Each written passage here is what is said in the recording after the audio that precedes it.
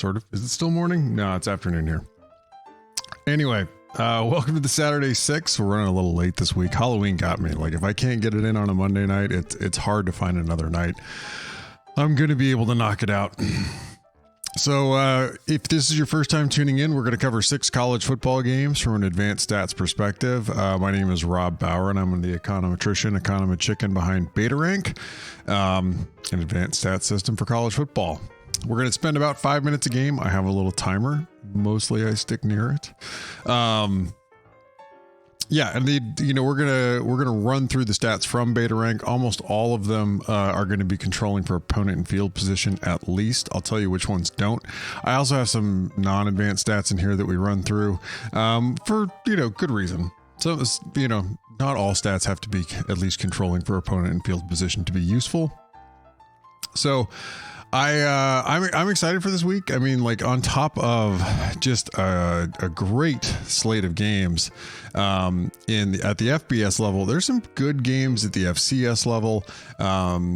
South Dakota State is playing Northern Iowa. Weber State is playing Sacramento State. Those should be really, really good games if you want to catch those. But we have some great games that are going to help us decide. I mean, I don't want to spend... There's a whole show on it. I don't want to spend too much time talking about the playoff, but that'll help us figure out, I think, who's really in contention. I think what's interesting this season, though, in particular, is if you look across, there's a ton of focus on teams that are, on the SEC right now, the top of the SEC. There's a ton of focus, on the Big Ten, but unlike last season, I think we are far better positioned to have, more than two. I mean, if you assume the SEC champ and Big Ten champ are getting in, we're likely to have some one-loss champions from the other conferences. That will crowd out the field a little bit. Like it in all likelihood, like a one-loss conference champion is likely to get in. So keep that in mind. I think there's a lot of focus right now on, and people thinking it's going to be a repeat of last season when all three of the non-SEC and Big Ten conferences really struggled. I mean, they didn't have great teams at the top. Had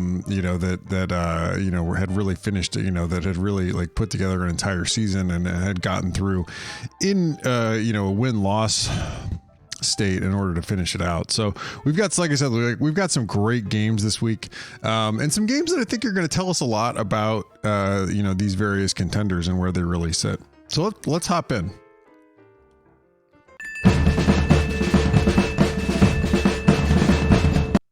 Of course, the first game, Tennessee at Georgia.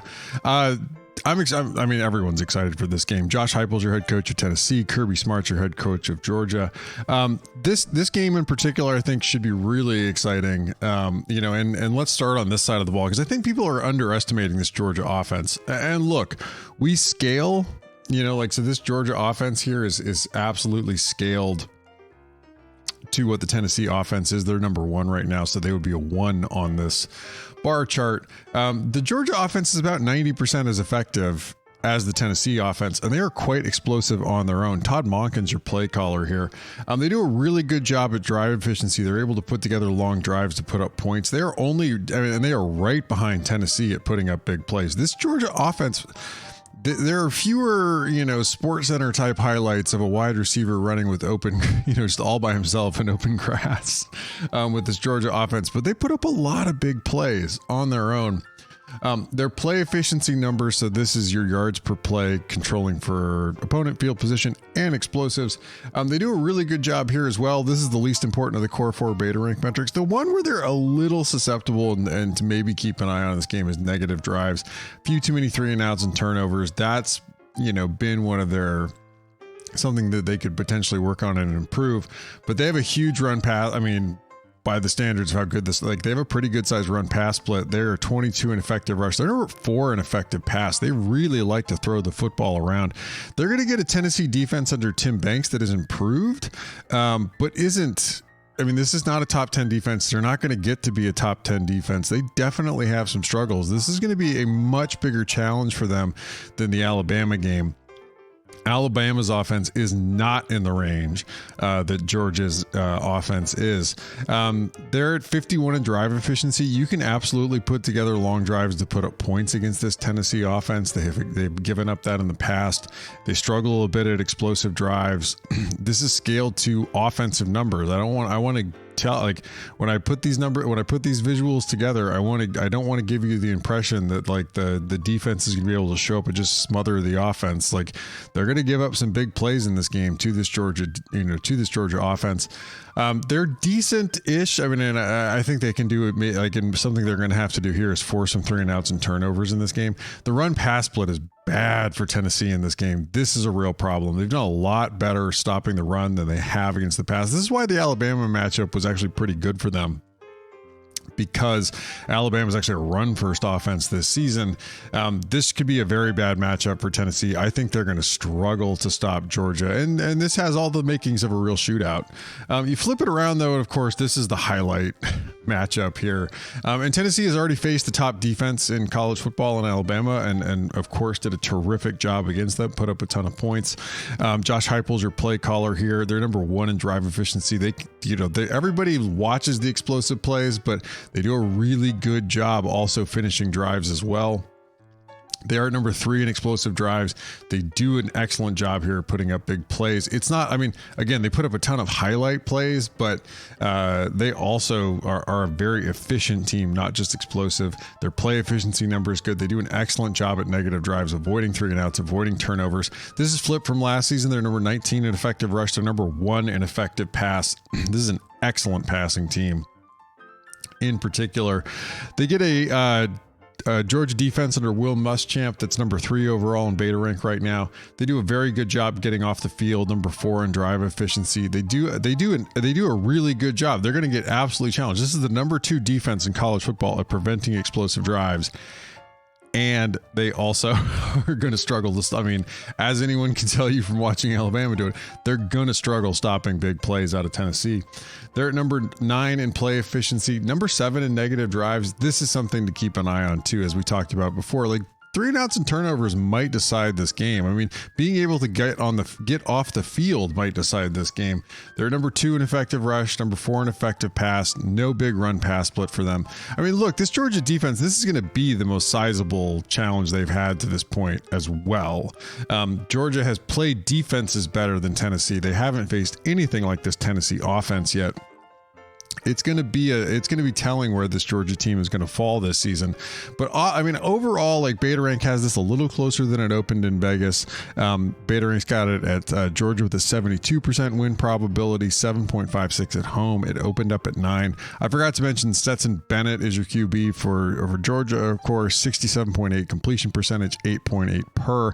Hendon Hooker is your quarterback for Tennessee, 71.2% completion percentage, 10.7 per. I like this game to be close. I think Tennessee's offense is such a weapon that they're going to be able to keep up with Georgia, but people should absolutely expect coming into this game that Tennessee's going to put up points, but Georgia will too.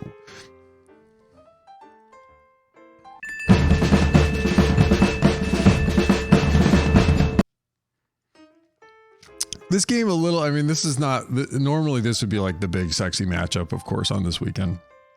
We have Nick Saban's Alabama Crimson Tide against Brian Kelly's LSU Tigers.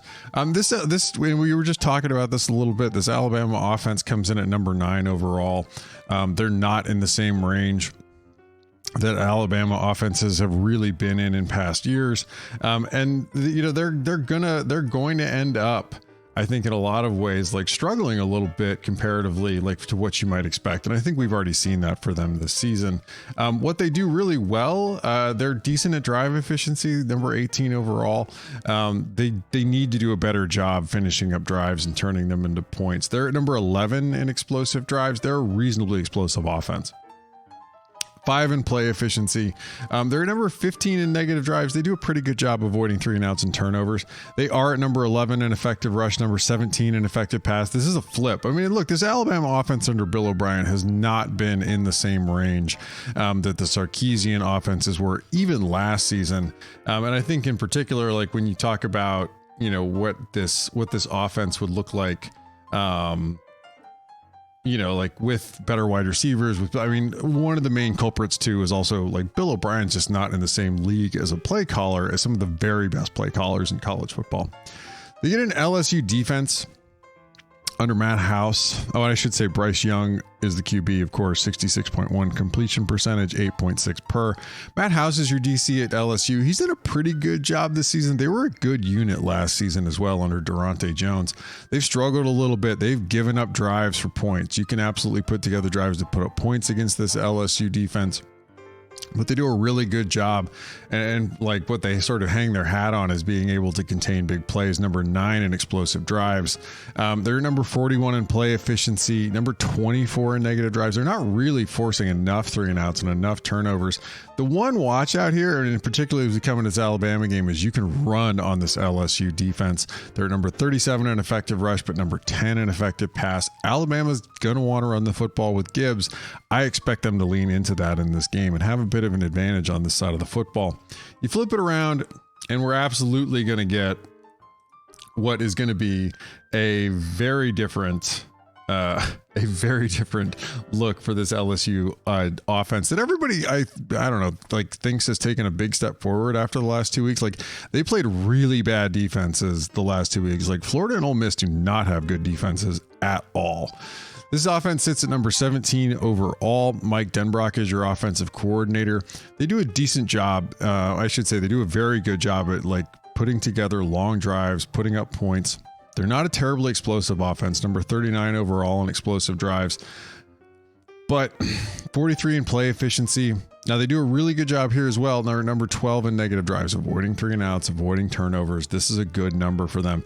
They are much more run heavy than they are pass heavy. 15 in effective rush versus 27 in effective pass. And look, like Jaden Daniels, he when he was at his best at ASU, he was not being asked to push the ball really far down the field. He's completing short passes, also working with his legs.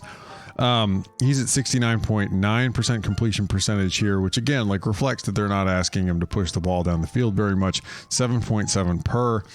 They get an Alabama defense that's excellent this year. They're not in the range that we would talk about like last year's Georgia defense or like 2019 Clemson or something like that, or even some of the Alabama defenses of years past. But this is still the best defense in college football right now. They have given up some drives for points, 21 in drive efficiency.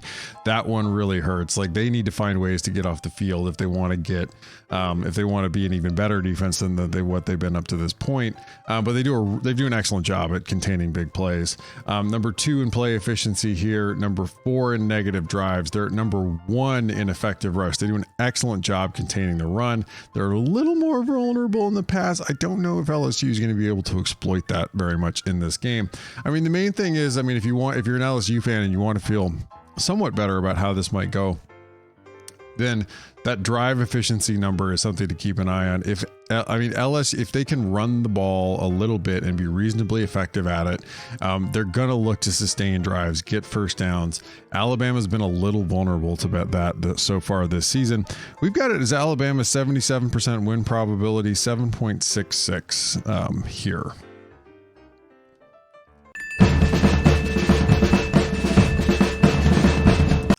This is another really fun one. Oddly enough, both of these teams last played against Oklahoma State. Texas went on a bye. Kansas State comes in coming off of an absolute shellacking of Oklahoma State. Sent them tumbling down in advanced stats rankings as well as human rankings. Chris Kleeman's your head coach of Kansas State. Steve Sarkisian, of course, is your head coach of Texas. Kansas State's done a really good job, I think, retooling this offense largely. And they've also, I mean, I'm interested to see what carries over into this game because they had a remarkable game just running Oklahoma State off the field last game. That helped out their offensive numbers a lot. They had a really, really good offensive game. I'm interested to see how well that carries over here. Colin Klein's your offensive coordinator. They sit at number 12 overall in beta rank, which is a very good offense. Number 13 overall in drive efficiency. They do a decent job here. They're a reasonably explosive offense at number 22 overall in explosive drives. Number 10 in play efficiency. They do a pretty good job avoiding 3 and outs and turnovers. Number 13 overall here. They have a huge run pass split. This is almost like this service academies tend to be more in like the number 2 or 3 in effective rush and then like 120 something in effective pass. But Kansas State, on the other hand, I mean, they still have a semblance of a passing game, but this is overwhelmingly a hard running attack that they're bringing at you.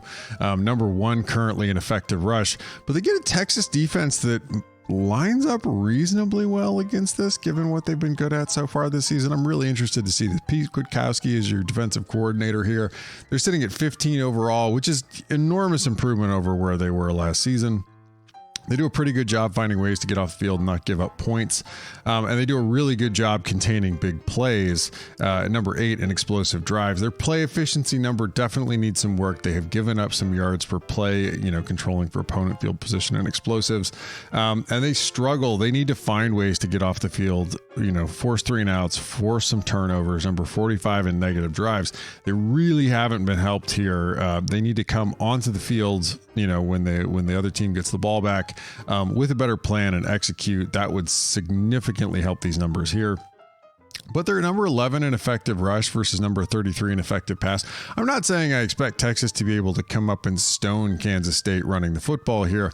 But people should expect Texas to be able to show up and maybe try to and maybe be enough to occasionally put Kansas State in places where they actually have to throw the football. In that case, though, Texas's defense, they are struggling a little bit more defending the pass. That'll be something to keep an eye on here too.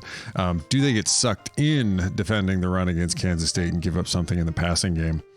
Offensively, this offense under Steve Sarkisian, they're pretty good. And they had probably their worst outing against Oklahoma State. And I should say, it's Will Howard perhaps for Kansas State.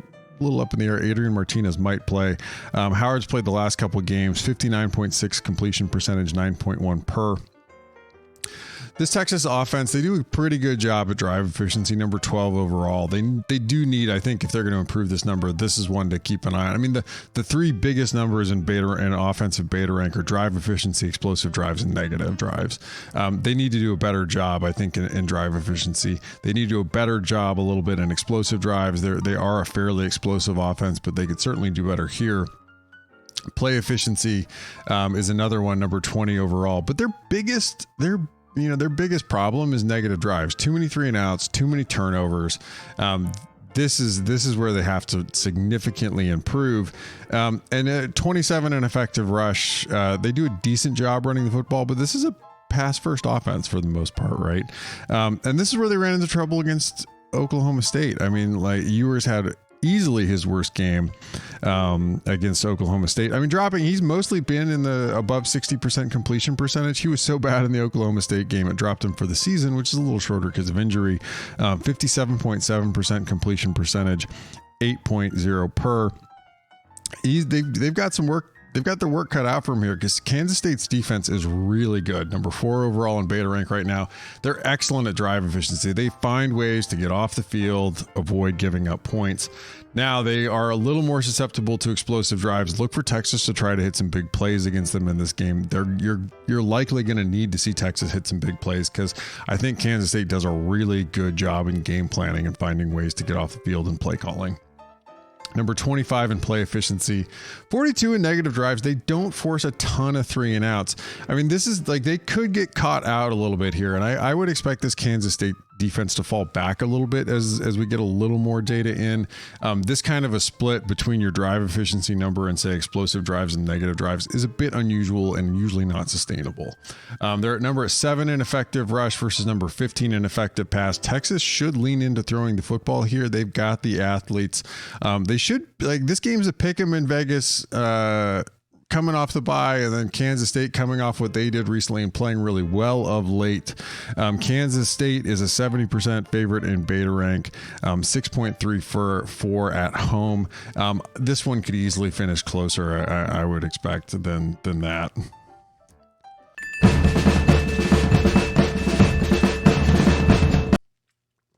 is a fun one. I mean, Texas Tech comes back to earth a little bit.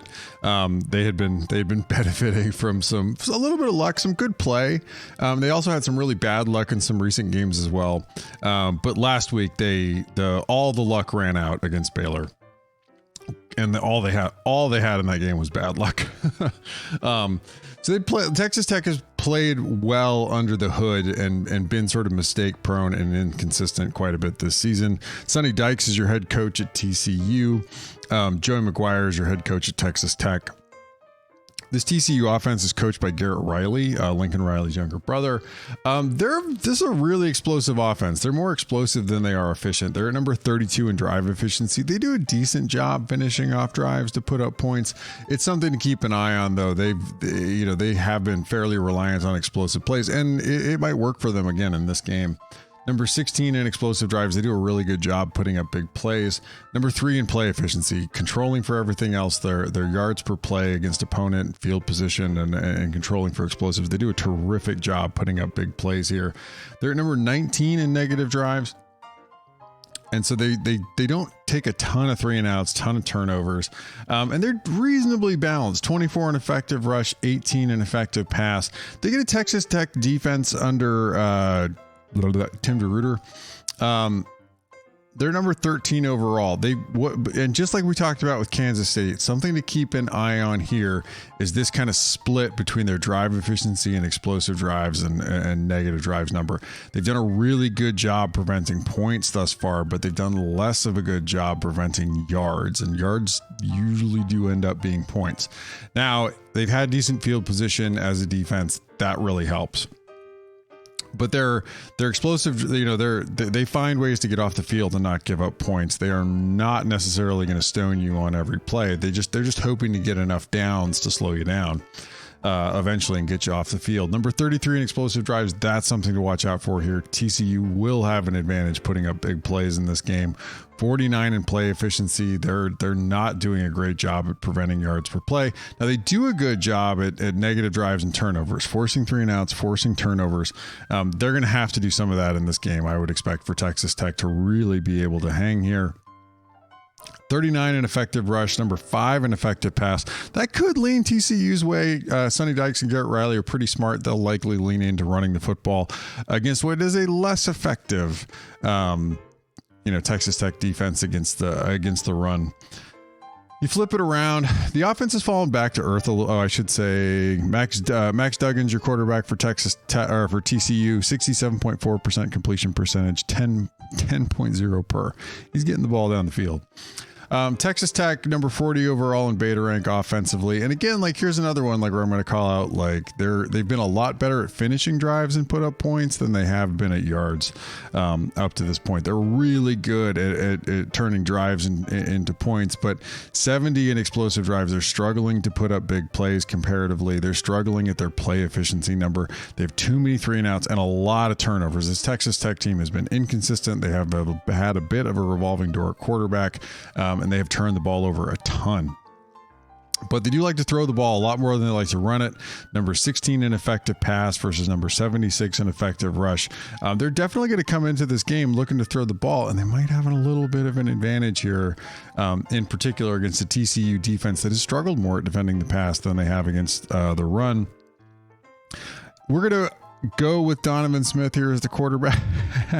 66.4% completion percentage, 6.8 per. This defense for TCU under Joseph Gillespie is at number 30 overall in beta rank. That's a decent Power 5 defense.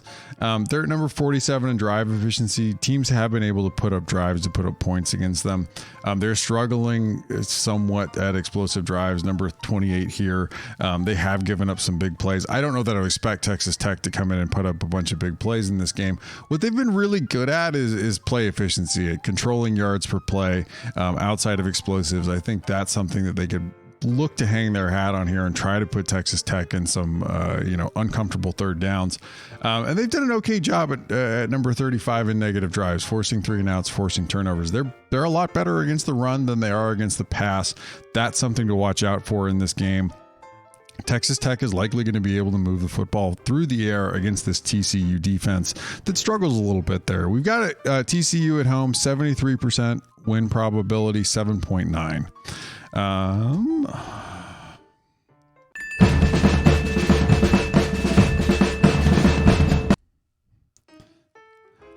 This game also, I don't know that it's going to be great. I'm interested in this game because I kind of want to see where both of these teams sit currently. So Wake Forest is coming off an absolutely horrendous performance, 8 turnovers against Louisville.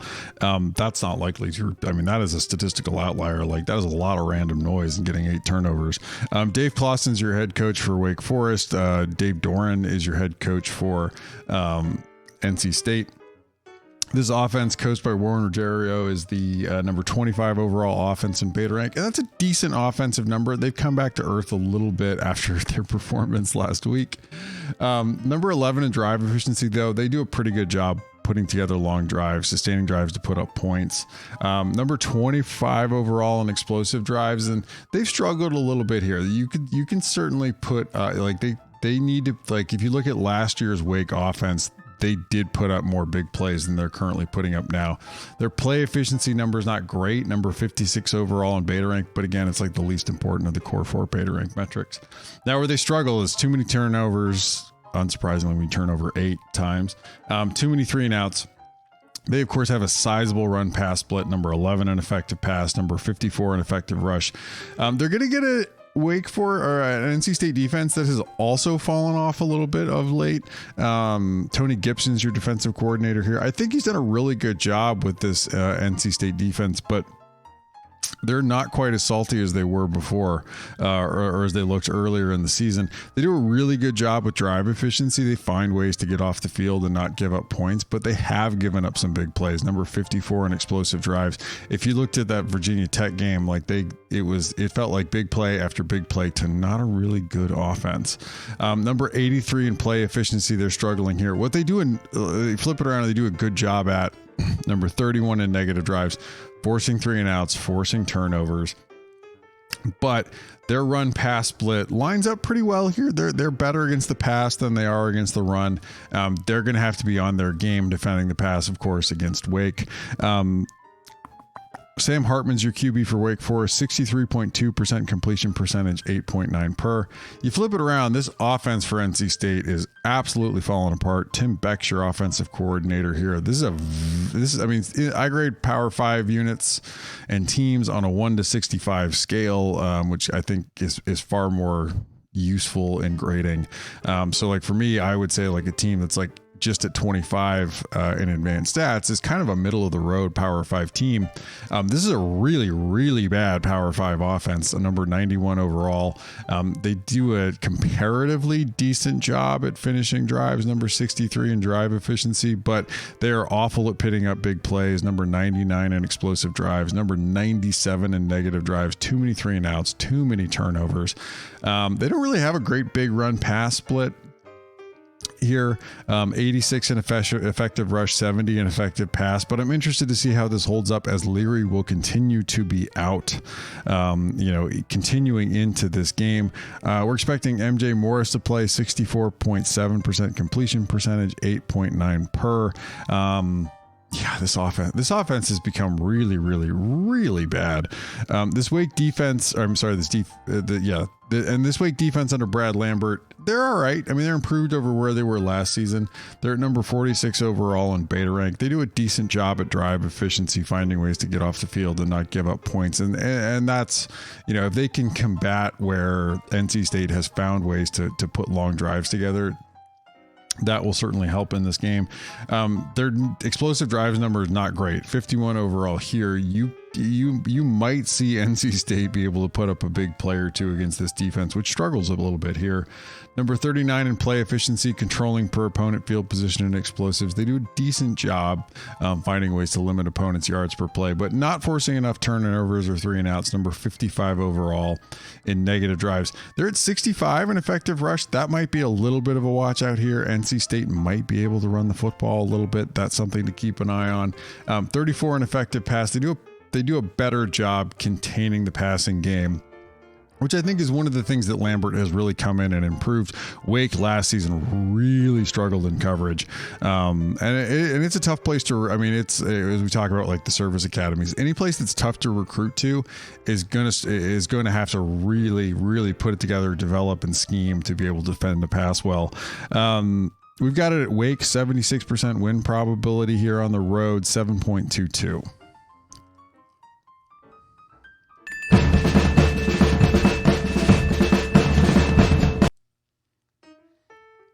This should be a fun game. I mean, I know I just showed you some, like, these numbers are not the interesting numbers. So I like to highlight one group of 5 game a week. This game gives us a chance to highlight 2 teams that are doing interesting things in the group of 5, one of which is South Alabama, which is a pretty good overall group of 5 team. Kane Womack is your head coach. Clay Helton is your head coach at Georgia Southern. They're at number 90 on offense. Major Applewhite is your offensive coordinator here for South Alabama. This is a decent group of 5 offense. I mean, I don't want to get too lost in there are certainly group of 5 offenses that are a lot better than this, but they're kind of falling in the middle of the range of what you might say is okay for a group of 5 team. They're at number 92 in drive efficiency. They're at number 86 though in explosive drives. And this contributes more to what they're doing. They definitely will look in this game to put up some big plays and have a significant advantage there. Number 79 in play efficiency. They do a decent job at putting up yards per play. 81 in negative drives. They don't take a lot of 3 and outs comparatively. They don't take a lot of turnovers. They have a decent run pass split. Number 68 in effective pass. Number 91 in effective rush. They're going to look to throw the ball around a little bit in this game, and should have considerable success at it. Carter Bradley is at 65.9% completion percentage, 8.0 per.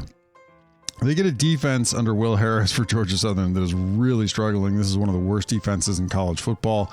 122 overall. They're 104 in drive efficiency, which compared to explosive drives is a decent number. They have found ways to get off the field and avoid giving up points, but man, they are really susceptible to giving up big plays. 125 in explosive drives there. That one really hurts. Their play efficiency numbers not great. 102.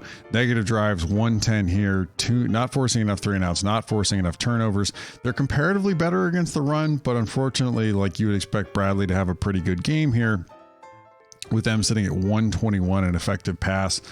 This is not a great matchup for them. I mean, I would expect South Alabama to be able to put up some points absolutely in this game.